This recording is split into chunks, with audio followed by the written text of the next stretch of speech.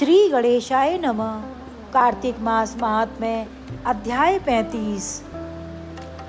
अनुपम कथा कार्तिक होती है संपन्न, इसको पढ़ने से श्री हरि होते हैं प्रसन्न। इतनी कथा सुनकर सभी ऋषि सूत जी से बोले, हे सूत जी, आप हमें तुलसी विवाह की विधि बताइए। सूत जी बोले, कार्तिक शुक्ल नवमी को द्वापर युग का आरंभ हुआ है, अतः यह तिथि दान और उपवास में क्रमशः पूर्वः व्यापिनी तथा परः व्यापिनी हो तो ग्रह है।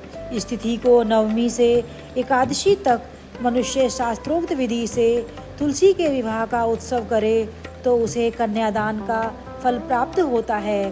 पूर्व काल में कनक की पुत्री किशोरी ने एकादशी तिथि में संध्या के समय तुलसी का वैवाहिक विधि संपन्न की। इससे वह किशोरी वैधव्य दोष से मुक्त हुई थी। अब मैं उसकी विधि बतलाता हूँ। 1 तोला स्वर्ण की भगवान विष्णु की सुंदर प्रतिमा तैयार कराएं तथा अपनी शक्ति के अनुसार आधे या चौथाई तोले को ही प्रतिमा बनवा लें। फिर तुलसी या भगवान विष्णु की प्रतिमा में प्राण प्रतिष्ठा करके षोडोपचार पूजन से पूजा करें। पहले देश काल का स्मरण कर के गणेश जी का पूजन करें। फिर पुण्यवाचन कराकर नामदी श्राद्ध करें। तत्पश्चात वेद मंत्रों के उच्चारण और बाजे आदि की ध्वनि के साथ भगवान विष्णु की प्रतिमा को तुलसी जी के निकट लाकर रखें। प्रतिमा को वस्त्रों से आच्छादित करना चाहिए। उस समय भगवान का आवाहन करें। भगवान केशव उस समय भगवान का आवाहन करें, आइए देव, मैं आपकी पूजा करूंगा, आपकी सेवा में तुलसी को समर्पित करूंगा, आप मेरे सभी मनोरथों को पूर्ण करें।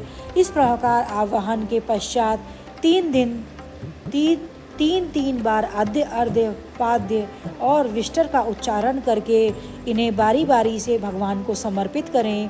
फिर आचमनीय पद का 3 बार उच्चारण करके भगवान को आचमन कराएं। इसके बाद कांसे के बर्तन में दही, घी और मधु रखकर उसे कांसे के पात्र से ही ढक दें तथा भगवान विष्णु को अर्पण करते हुए इस प्रकार कहें कि वासुदेव, आपको नमस्कार है। यह मधुपर्क दूध, घी तथा शहद से मिश्रण को मधुपर्क कहते हैं, ग्रहण कीजिए। तदंतर हरिद्रा लेपन और अभ्यंग कार्य संपन्न करके गोधूली की वेला में तुलसी और विष्णु का पूजन पृथक पृथक प्रकार से करना चाहिए।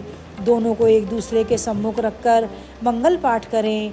जब भगवान सूर्य कुछ दिखाई देते हों तब कन्यादान का संकल्प करें। अपने गोत्र और प्रवर का उच्चारण करके आदि की 3 पीढ़ियों का भी आवर्तन करें।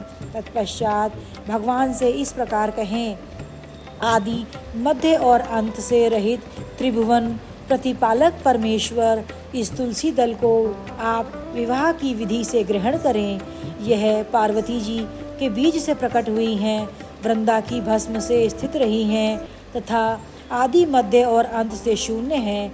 आपको तुलसी बहुत ही प्रिय है, अतः इसे मैं आपकी सेवा में अर्पित करता हूँ। मैंने जल के घड़ों से सींचकर और अन्य प्रकार की सेवाएं करके अपनी पुत्री की भांति इसे पाला पोसा और बढ़ाया है। आपकी प्रिया तुलसी मैं आपको दे रहा हूँ, प्रभु आप इसे ग्रहण करें। इस प्रकार तुलसी का दान करके फिर उन दोनों अर्थात तुलसी और भगवान विष्णु की पूजा करें। विवाह का उत्सव मनाएं। सुबह होने पर पुनः तुलसी और विष्णु जी का पूजन करें। अग्नि की स्थापना करके उसमें द्वादशाक्षर मंत्र से खीर, घी, मधु और तिल मिश्रित हवनीय द्रव्य की 108 आहुति दें। फिर सृष्टिकृत होकर हर होकर करके पूर्णाहुति दें। आचार्य की पूजा करके होम की शेष विधि पूरी करें। इसके बाद भगवान से इस प्रकार प्रार्थना करें कि हे प्रभु, आपकी प्रसन्नता के लिए मैंने यह व्रत किया है।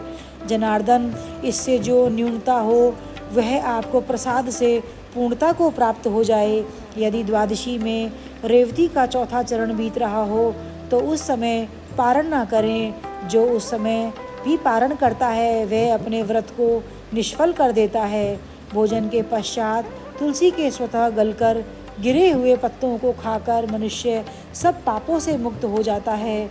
भोजन के अंत में ऊख, आंवला और बेर का फल खा लेने से उच्छिष्ट दोष मिट जाता है।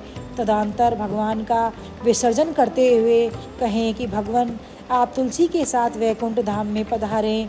प्रभु, मेरे द्वारा की गई पूजा ग्रहण करके आप सदैव संतुष्टि करें।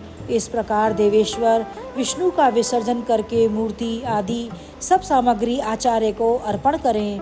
इससे मनुष्य कृतार्थ हो जाता है।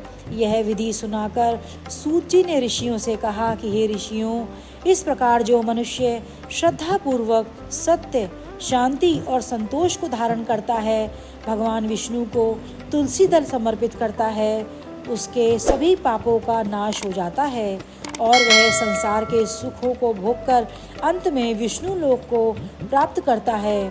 हे ऋषिवरों, यह कार्तिक महात्म्य सब रोगों और संपूर्ण पापों का नाश करने वाला है।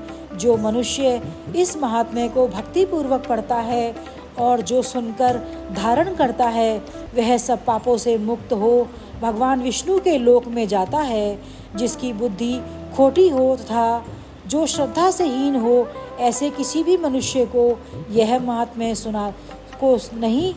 नहीं सुनाना चाहिए। इति श्री कार्तिक मास महात्म्य 35वां अध्याय समाप्त। जय श्री हरि।